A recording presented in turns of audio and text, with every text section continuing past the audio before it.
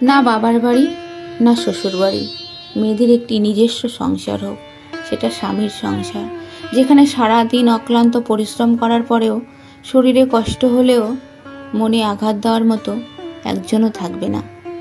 সারাদিন অক্লান্ত পরিশ্রম করার পরে যদি শুনতে হয় এটা অন্যের সংসার, অন্যের গোছানো সংসার তুমি সংসার করছো, বিশ্বাস করো সেই কষ্ট কখনোই নির্মূল হওয়ার নয়।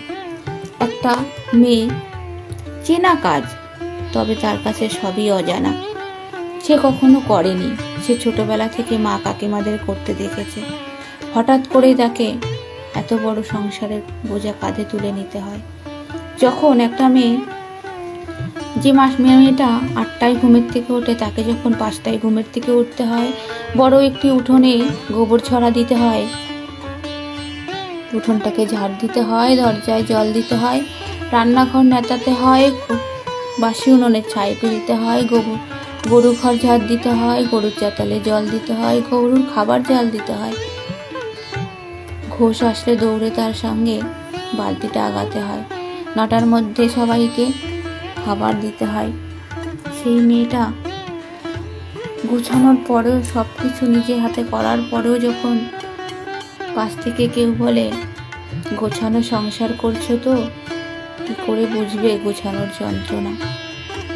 বিশ্বাস করো, আমি জানতাম না একটা মেয়ে কখনো সংসার গুছিয়ে সংসার করতে আসে কিনা। বর্তমান যুগের কথা বাদ দাও, বর্তমান যুগে প্রত্যেকটা মেয়ে প্রত্যেকটা ছেলেকে চেনে, জানে, আসা যাওয়া, তারপরে তাদের বিয়ে।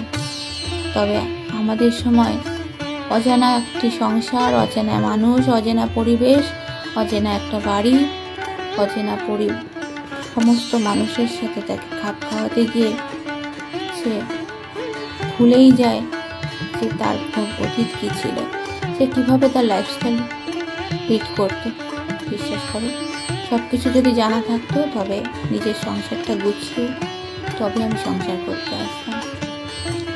অনেক ধন্যবাদ আমার কথাগুলো শোনার জন্য। তোমরা এতক্ষণ যতটুকু শুনেছো, এটা কোনো বইয়ের থেকে, গল্প গ্রন্থ থেকে তুলে আনা নয়, সবটাই আমার জীবনে।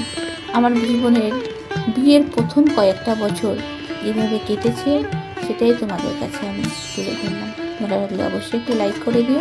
সবাই ভালো থাকো, আজকের মতো টাটা।